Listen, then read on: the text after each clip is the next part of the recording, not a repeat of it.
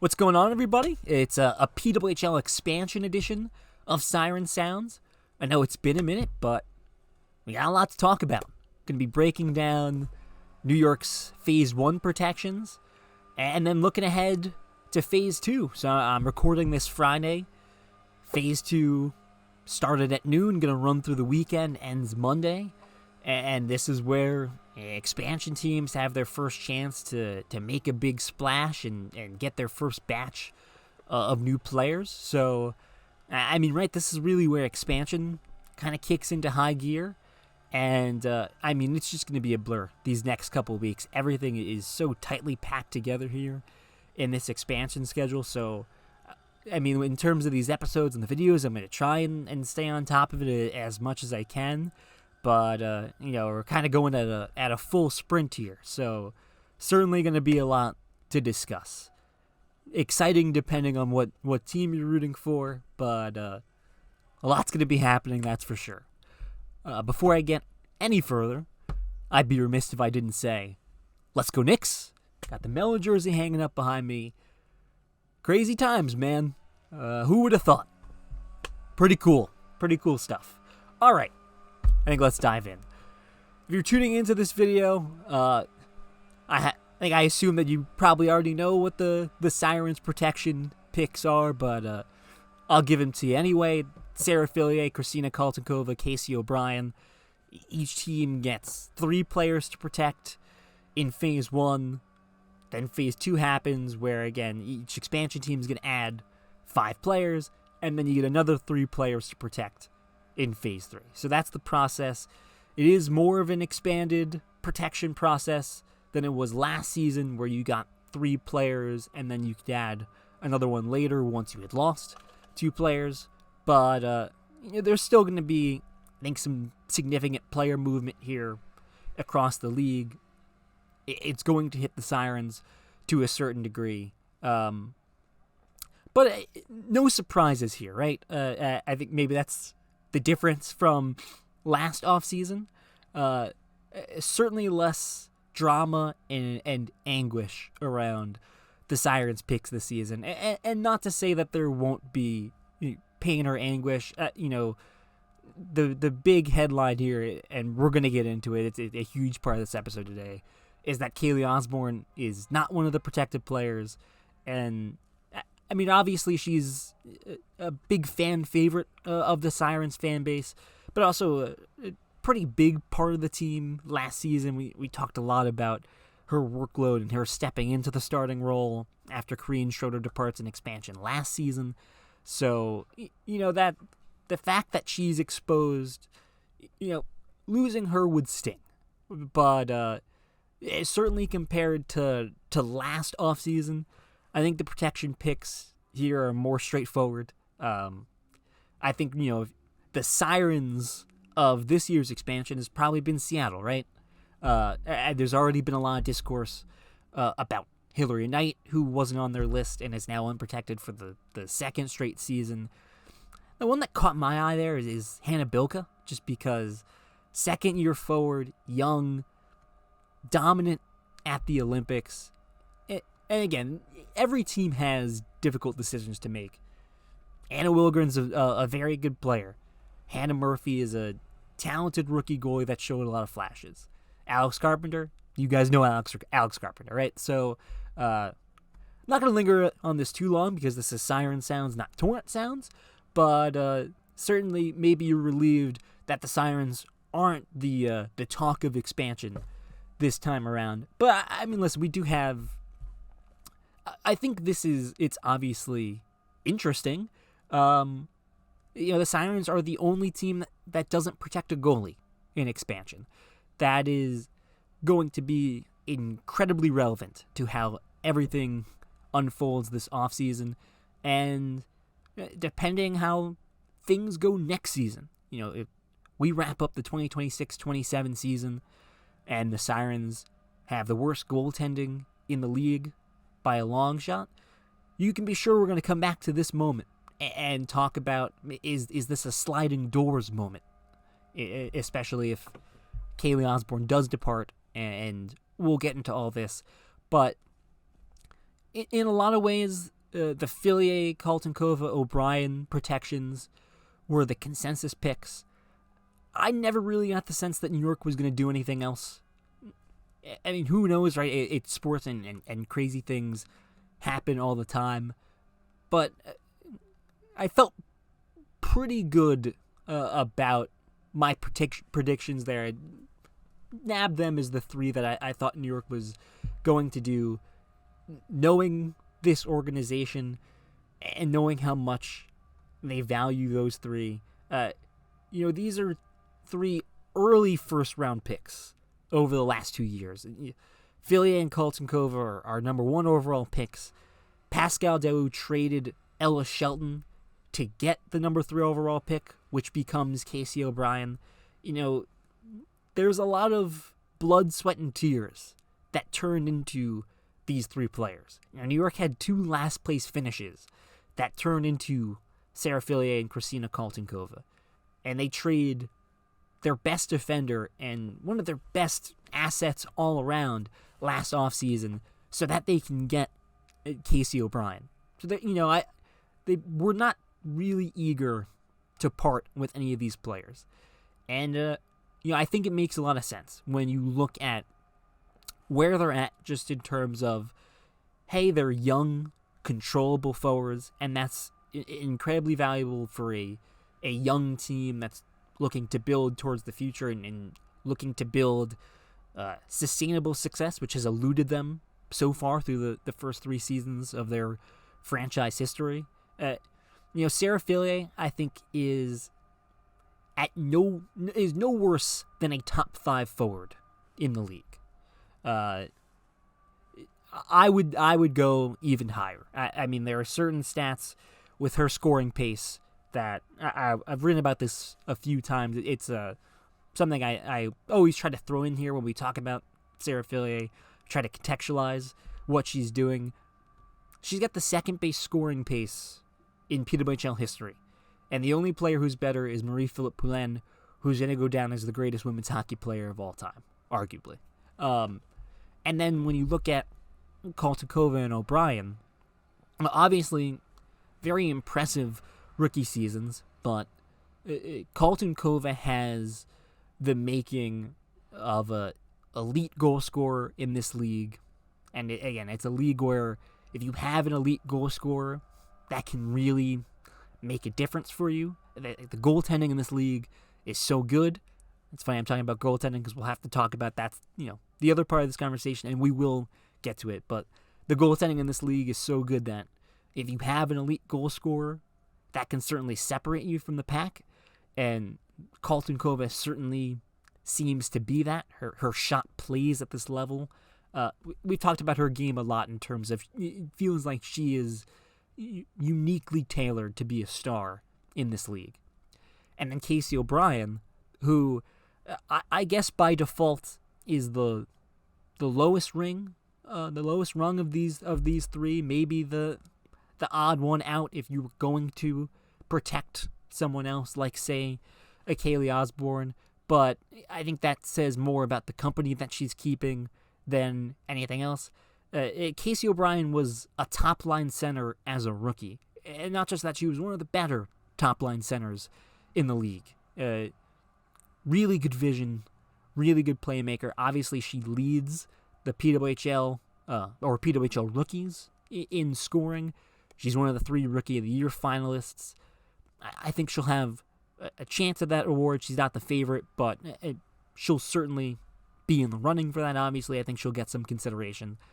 And really good in the face-off dot. And that's really important for when you're building around a top-line center. Championship teams are built down the middle. And I think the Sirens look at Casey O'Brien as someone that can be their top-line center for the better part of a decade. And not just their top-line center, but, again, the top-line center on a Walter Cup champion team. And, a lot goes into that besides just being a talented playmaker offensively. I think O'Brien certainly has the physical tools to be a really strong two-way defender. I think she showed some flashes of that in that rookie season.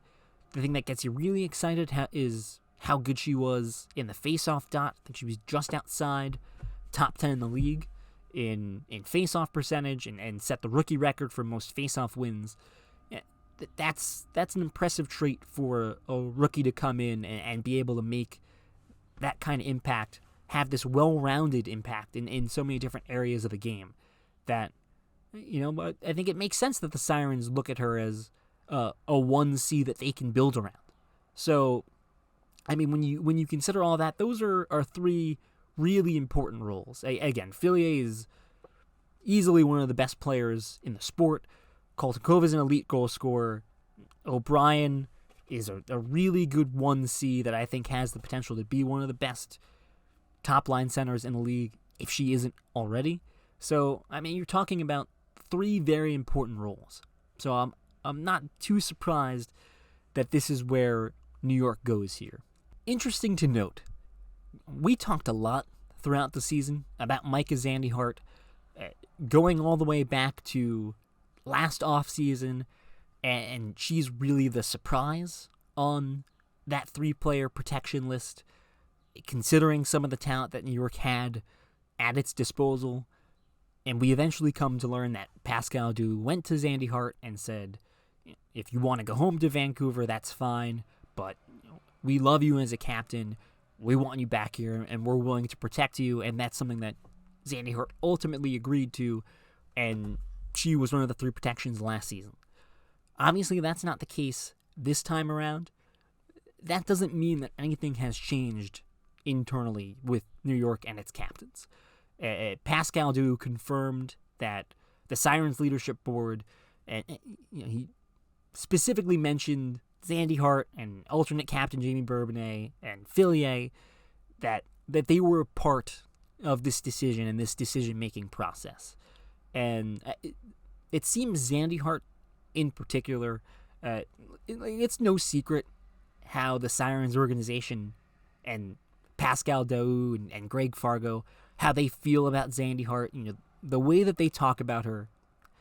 I mean, you don't always hear organizations talk about an athlete like that, even a captain. There's such extreme reverence for what she's doing in that locker room.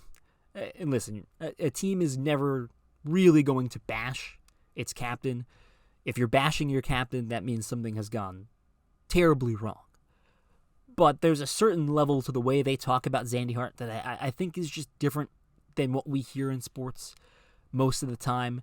And we got another one of those little tidbits yesterday when Pascal was talking at media availability, where he likened Zandihart to an assistant GM, but then he goes, she's more than that. She's part of the why and the how of this whole process and what we're doing here. That's a powerful statement, man. First, to call a player an assistant GM, not that is, we haven't seen that before. The most obvious example is LeBron. Le GM is, I think, a pretty common joke within NBA circles, but it certainly seems that Zandihart has a lot of say and a big voice in the room here in terms of what the organization is deciding to do with player personnel here and the direction that they want to move in as a franchise. So, listen, there's always some risk involved when you expose two players that you really like. And, I know for a fact that New York thinks very highly about Zandihart and Bourbonnais, and they really want to have them back next season.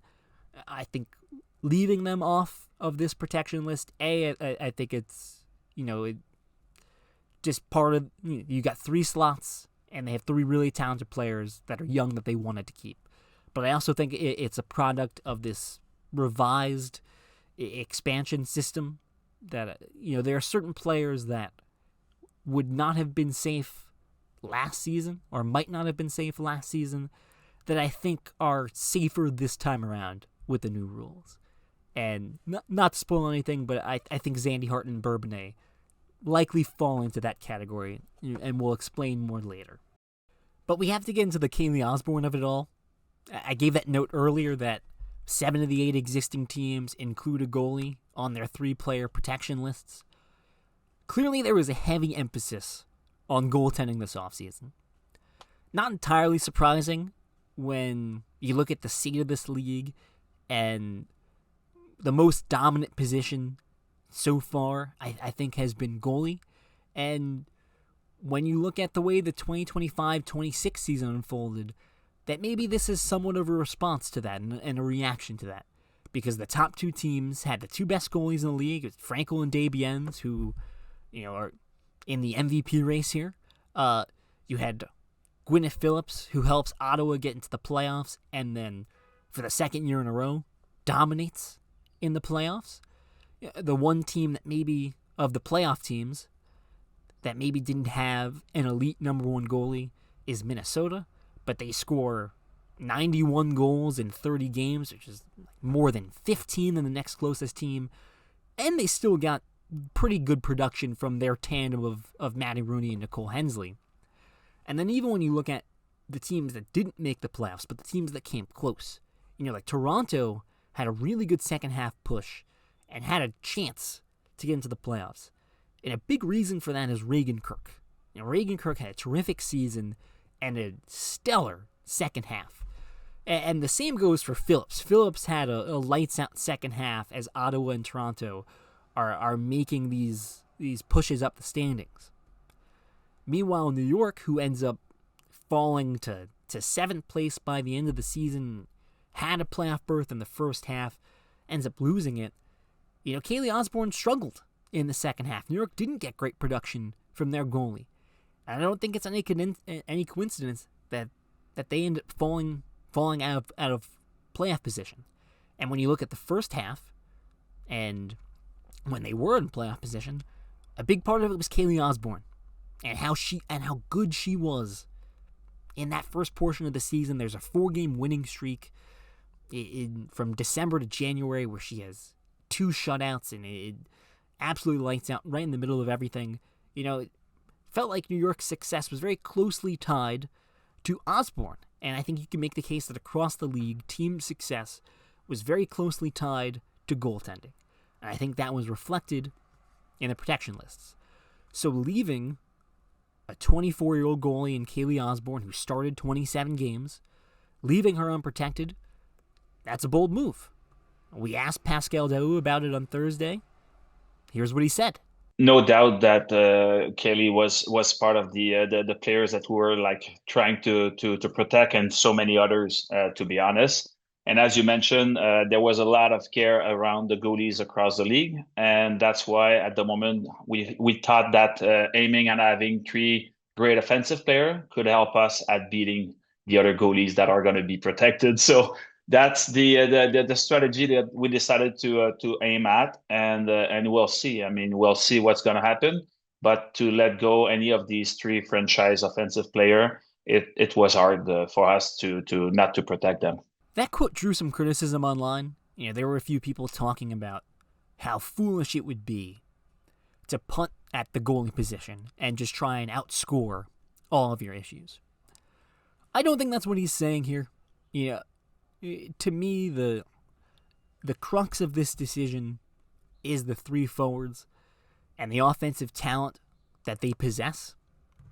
I don't think that New York is going to completely disregard the goaltender position. And they're not completely disregarding Osborne. In fact, Pascal Daoust says it, that she was one of the players that they were hoping to keep. New York's very high on Kayle Osborne. I don't think that they're as high on her as Fillier, Kaltounkova, and O'Brien. I firmly believe that they see Fillier, Kaltounkova, and O'Brien as 3 forwards that can be perennial top 10 scoring leaders and some of the best players at their position, perennially elite franchise cornerstone players, whatever buzzword you want to use. I think it applies to those 3. I'm not sure that they saw Kayle Osborne as a franchise level or cornerstone goalie, but I do know that they thought that she was a very good PWHL starter, and they wanted her back. And when you look at how this 2025-26 season went, I mean, in some ways, certainly a success. Listen, the final numbers, I don't think tell the full tale here. She ends up ranking third worst in save percentage among qualified goalies. She has the worst goals saved above expected in the league. Her second half of the season was not good. And I think a lot of things went into that. New York as a team did not play well in the second half outside of a few quick spurts in April. I thought their defense really regressed in the second half of the season. That's all part of it. But Osborne also just didn't look as sharp in the second half. And there's no skirting around that. That I think is certainly part of this. But I think they look at Kayle Osborne as a 24-year-old Olympian that stepped into a starting role in just her second pro season and started 27 of 30 games, had a stellar first half that got her onto the Olympic team, had New York in a playoff position at the Olympic break, in large part because of what she was doing in net. Like, they look at her tools and how athletic she is, how she's able to improvise once she gets out of position, and they really like that, and they love her puck handling ability. And, I mean, how many times did Greg Fargo say throughout the season that Kayle Osborne is the best puck handling goalie in the PWHL? And I think the eye test backs it up. Now, she had some flubs throughout the season. I think she was a little too aggressive coming out of the net for my liking. But there was no question that Kayle Osborne's ability to come out of the net, play the puck, send it ahead, and start the rush was a huge part of the Sirens' offense. And it's something that won't be easy to replace if they lose her this offseason. So, I mean, right, that's something that you have to think about. And we talk about the second half. I mean, how much of it is the workload? She's starting 27 games. New York didn't feel super confident in its rookie backups that were drafted at the back end of that year's draft class. Is it possible that fatigue caught up to her, especially she was traveling to Milan Cortina during that break? That's certainly part of it, but it's somewhat of an uneven season for Kayle Osborne, but I don't think it shook New York's confidence in her. I think they'd be very happy. They'd be thrilled to enter next season with Kayle Osborne as their starter. I don't think that's going to happen now, but they certainly would be over the moon if they could get her back. This decision, I don't think is a reflection on Osborne or her talent. I think it says more about the three forwards and what New York thinks about them than it does about what they think about Osborne. It is going to create some interesting conversations here. I don't know how easy it's going to be to find a starting goalie this offseason. I wrote this a couple days ago, but there's only 4 goalies in the unprotected player pool that started at least 10 games last season in the 2025-26 season. And there's 4 expansion teams. So you do the math and you have to think that the 4 expansion teams are going to go after those 4 goalies, and they might be off the board by the time we get to the open signing period in Phase 6 when it's just, your standard free agency. So there may not be a true starting caliber goalie in free agency, which means you might have to look for one in the draft. There's no guarantee. There's a couple goalies there that I think are interesting. I've been talking to people online about them. Andrea Brandley, who won Best Goalie at the Olympics, really talented Swiss product, probably an impact starter right away. Tia Chan from UConn is another one that people seem to be high on, but the draft is unpredictable, and there's no guarantee that those players are going to be available in the range that you're picking without it being an absurd reach. So it certainly could place New York in a bind this offseason. And, I do wonder, in a league where clearly goaltending is so tied to team success, that if we're here talking at the end of the 2026-27 season and New York ranks dead last in all goalie metrics and there was a clear issue all season, that maybe we do come back to this decision and we're going to have some very hard conversations about it. But for now, I think it's hard to fault New York for going the way that they did. To me, this was a pick your poison with these 4 players, Fillier, Kaltounkova, O'Brien, and Osborne, that whichever one you left unprotected was almost certainly going to be signed by an expansion team in Phase 2. And so you had to pick which 3 players are most important to us, both next season and long term. And I think the answer for the Sirens is the 3 forwards that they picked. It's hard to find elite forwards in this game. I think Fillier, Kaltounkova, and O'Brien are unequivocally New York's 3 best assets, their 3 most valuable assets, especially when you consider where they rank in their position groups. O'Brien's a better center than Kayle Osborne is a goalie. Kristyna Kaltounkova is a better goal scorer than Kayle Osborne is a goalie. Sarah Fillier is a better forward than Kayle Osborne is a goalie. That's no knock on Osborne, really, but as of now, when you look at the landscape of the PWHL, she's a clear-cut PWHL starter, but she's on the low end of that because you've got Frankel and Dabiens and Phillips in that 1A tier. I think you've got someone like Reagan Kirk that's knocking on the door of that tier. Emirates Mashmeyer was certainly an elite goalie in that first season. Vancouver really likes her. She's towards the top half of that list as well.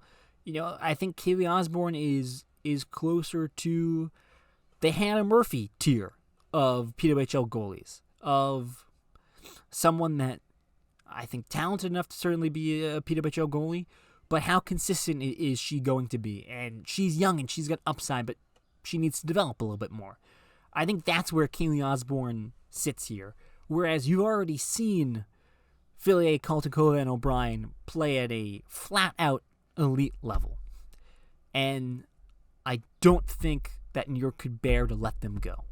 And Pascal Daoust basically said as much, that he wasn't worth, he didn't want to give up one of his franchise offensive players. Again, we said it, New York put a lot of draft capital into these 3 players. And it would really sting to watch one of them walk out the door. And especially for a Sirens team that's already short on scoring depth, like they need their elite offensive players. And losing any one of Fillier, Kaltounkova, and O'Brien is a massive hit. Look what it did in the final 9 games of the season. New York averaged less than 2 goals without Kaltounkova in the lineup. Like, they desperately need these top 3 players. Now, they need to go out and bolster this group. They need to bolster this forward group. I think they need to improve the blue line. But I have a hard time seeing anything other than that this was the best move for them long term. And I think that's really important.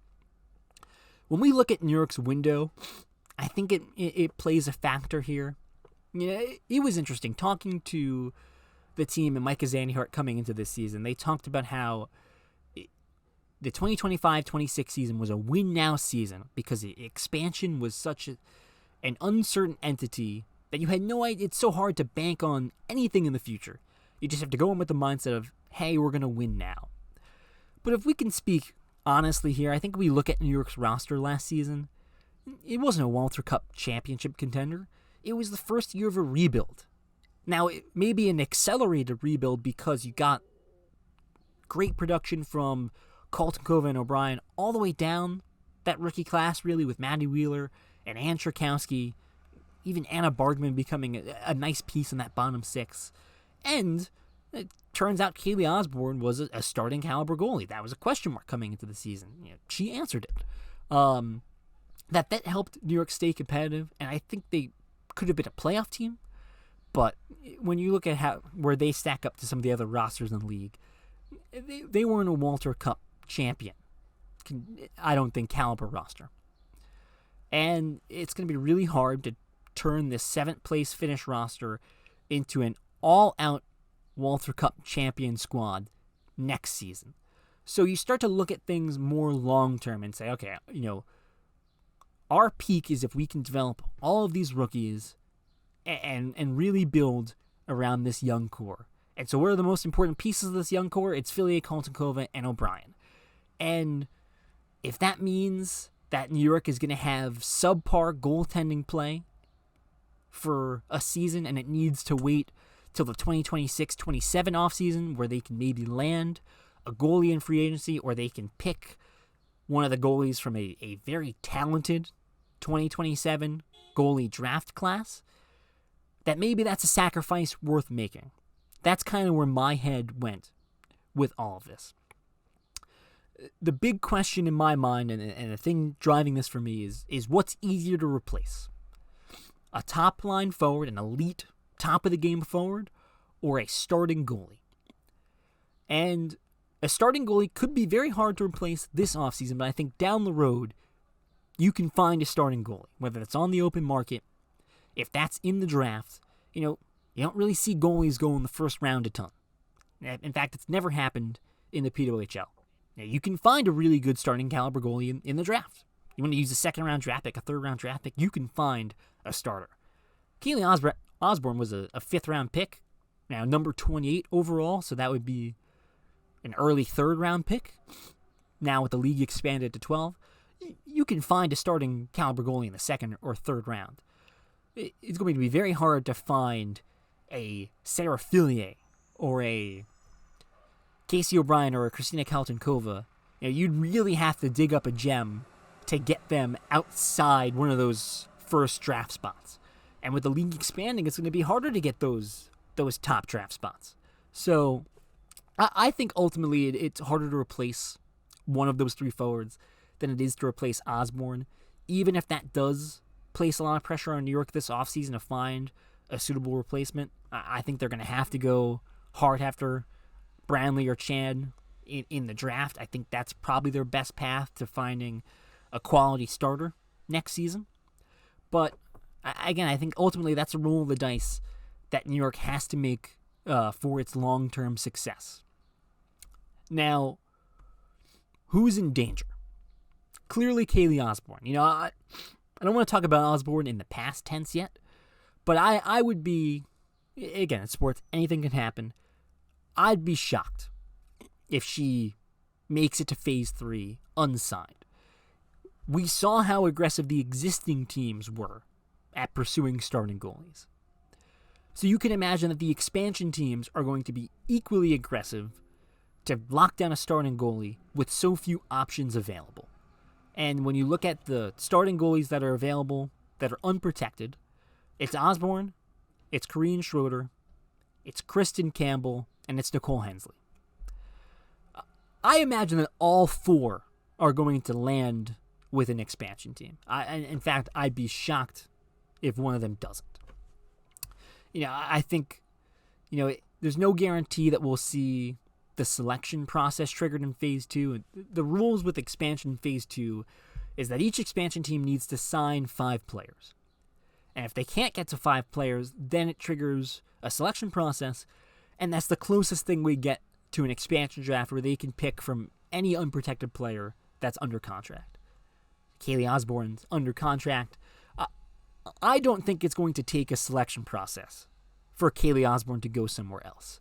I think this is a perfect storm where Osborne is going to be highly amenable to negotiating with expansion teams.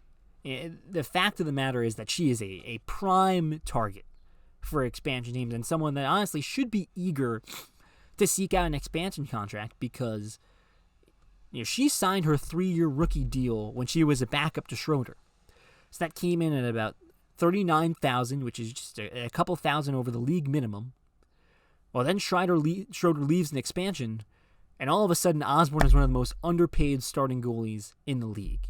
Now, she signed an extension ahead of the 2025-26 season, so as soon as New York realized that this was going to be their starting goalie, they signed her to an extension, presumably with a pay raise. But that doesn't kick in until 2027-28. So going into next season, Osborne is still scheduled to be on her rookie contract. We don't have the exact salary data, but unless it's backloaded or front-loaded, you kind of assume that it's going to be in a similar range to what it was last season.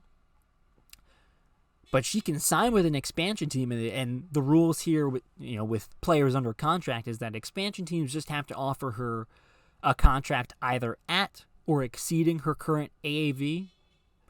I think given that she's going to be, I think, one of the more coveted goalies on the market here because of her age and her upside, I think her, Schroeder, and Hensley are the clear top three here. And Schroeder and Hensley certainly more experienced, so if it's an expansion team that's looking to win right away, they might prefer one of those two. But I think clearly an expansion team is going to talk themselves into a 24-year-old Olympian that took on a huge workload last season, has a lot of talent. So I think someone's going to be willing to pay her more than what she's currently making. And I think she'll be eager to take on a pay raise because she deserves it. She's a starting goalie now. She doesn't deserve to be on that backup $39,000 salary. So I think she's going to be eager to negotiate a deal with an expansion team. It's always funny. We play this game where the most base level of connecting one player to a team is, oh, where are they from? Is there a team close to there? Oh, maybe they'd be interested in going there. And, sometimes this is a faulty way of thinking about things. Because think about how many people did this with Micah Zandyhart last offseason. Oh, maybe she'll go to Vancouver. And she ends up staying put in New York. But Kayle Osborne's from Ontario.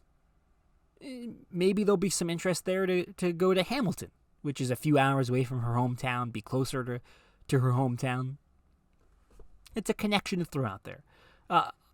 I would say there is a slim to none chance that New York will be able to protect her in Phase 3. I don't really see any way that she makes it through Phase 2 without being signed, either agreeably, just getting an offer and agreeing to it, or someone triggers the selection process and takes her. I think with all that on the table, it would take a miracle for Kayle Osborne to reach New York where they could protect her in Phase 3. A couple other players that I've got my eye on here that I think will be targeted in Phase 2.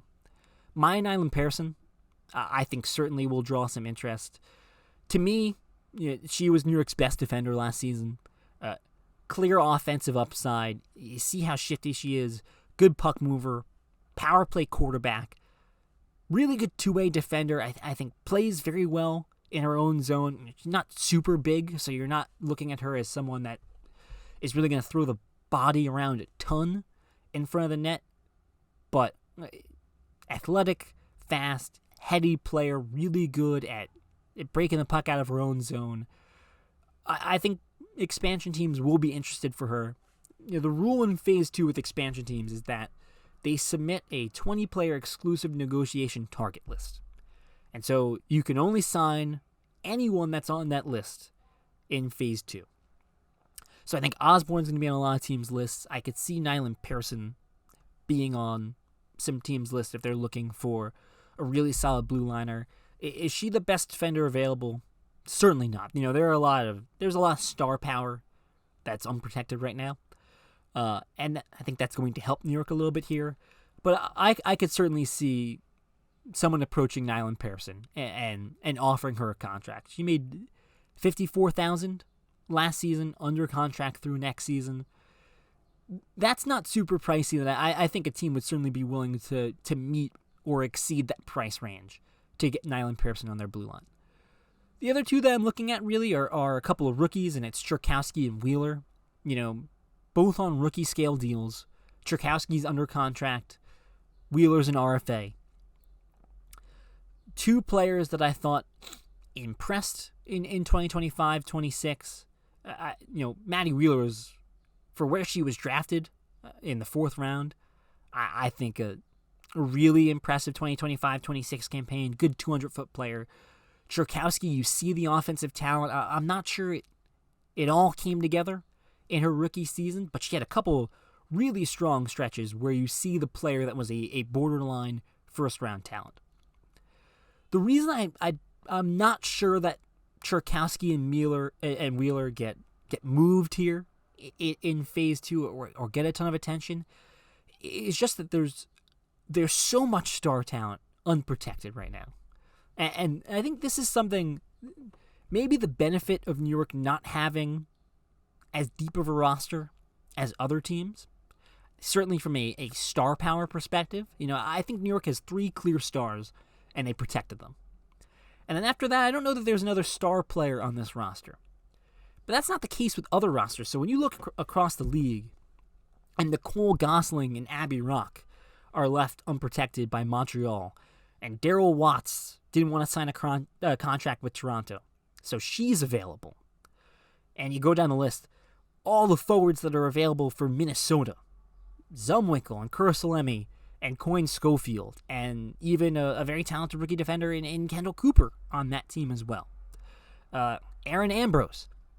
There's a lot of very talented players at each position that I think could help some of New York's talent reach Phase 3, where they could then be protected. And when I look at Czerkowski and Wheeler specifically, I'm looking at all the young talent that's available. Hannah Bilka's a second-year player that teams are going to be able to negotiate and sign with in expansion. Grace Zumwinkle's young and a proven goal scorer in this league. Same with Kursalemi. Now, Kursalemi, I think there's some baggage there of there's going to be a spotlight on her.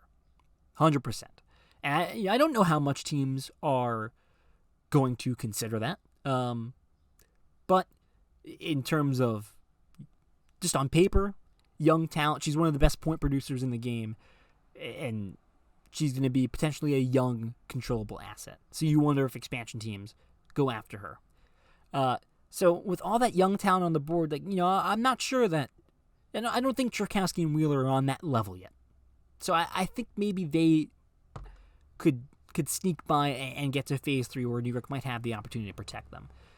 Nyland Pearson, there are better defenders on the market. Like Ambrose, I think is going to get a lot of attention. Gosling is a big asset that's going to be there. But, it's no guarantee that all those star players sign with an expansion team. There's no guarantee that all of them sign in Phase 2. And you have to assume that each team's 20-player list is going to be a little different. I really could see Nyland Pearson being on someone's list. So I don't have her as a guaranteed departure the way I kind of do with Osborne, where I think Osborne is basically good as gone. But I would not be surprised if Nyland Pearson gets signed here this weekend. Flip side of that is who's safe.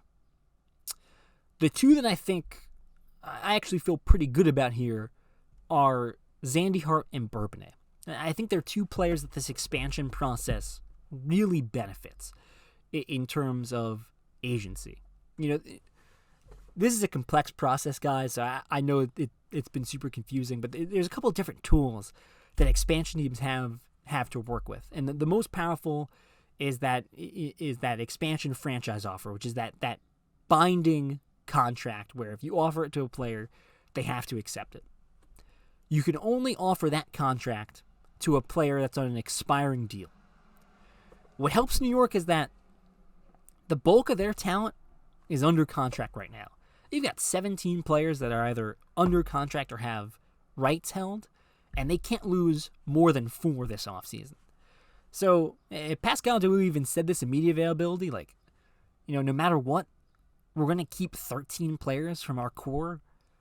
That, we feel pretty good about that, all things considered, even though, they're probably going to lose at least a couple key pieces in the process. But, what that means for players under contract is they have a lot of say over where they're going to go and whether or not they have to go. So for Zandy Hart and Bourbonnais, the only way they can move unwillingly is if the selection process gets triggered. And I'm not sure that a team, if that does happen, and I defer to Kyle Cushman on a lot of stuff here, he doesn't seem to think that the selection process is something that's super likely. But even if it does, when you look at the talent that's available here in Phase 2, I'm not sure that a team is using a selection on Bourbonnais or Zandy Hart. No knock on them. Zandy Hart is a veteran, very, very good defensive defender with a limited offensive upside. Great in the locker room, but I just think there's more well-rounded and more exciting assets on the table here in Phase 2. And the same goes for Bourbonnais. Bourbonnais got a much higher offensive ceiling, a much stronger offensive profile. I think she could draw some interest. If you had to pick between the two, who's more likely to get taken in expansion, I think it's probably Bourbonnais because of that offensive upside. But I think both are in a pretty good position here to control their own destiny and stay with New York. And I think the big thing here is they have the financial security. And that's something that Kayle Osborne doesn't have. Like, Kayle Osborne's under contract, but she's making close to the league minimum. It'd be hard for her to pass up a pay raise. Even someone like Nyland Pearson, if she gets tempted with a $10,000, $15,000 pay raise, that could be hard to pass up. For Bourbonnais and Zandy Hart, Bourbonnais was making $90,000 last season. Zandy Hart was the second highest paid player on the team at $94,000. We don't know what the exact figures are next season because they both signed 1-year extensions, and that data hasn't been publicly disclosed yet. But I think it's safe to assume their salary is not just going to drop off the table. I don't want to make it seem. Listen, PHWL players are almost certainly underpaid for their talent. But in the context of the league, they are among the higher paid players in the league. And I think that gives them some security here, that they can turn down even a contract that gives them a pay raise. Because they have a big enough contracts that it's not going to be a huge difference maker here. Perhaps I'm talking out of school, but I look at them having two of the more expensive contracts on the Sirens, and I think that gives them some security. That a team would have to match that salary or even exceed it, and even if they did, the fact that salary is so high to begin with, I think gives them the ability to turn down any offer and stay with New York. And they just both been so adamant about wanting to stay in New York. Jamie Bourbonnais had the line at exit day that was, "I'm a New York Siren forever." And you heard Pascal Daoust talk about how important Zandy Hart was to this process, that she's the how and why of this process, that she's part of the decision-making process. And I have a hard time thinking that they're going to accept any offer elsewhere. So I think that they're safe here in expansion. I feel pretty good about that. In terms of Phase 2, I don't know that you'll see a ton of role players go this time around, with the exclusive lists and how much talent is on the table. There are certain players on this roster that I think at some point could go elsewhere. But for now, like if you're looking at any of the bottom sixers, I just don't know that a team, when you only have 5 players that you can bring in Phase 2, the expansion teams, and you're competing with 3 other expansion teams, it's in your best interest to make the most of those signings. And so I think, the role players will more so get distributed in Phase 4 and in the open signing period. So I think for now, the bulk of the Sirens roster, the bulk of that lower tier of the Sirens roster is safe. So that's about everything. I mean, we'll see how Phase 2 unfolds. Again, these are just my predictions.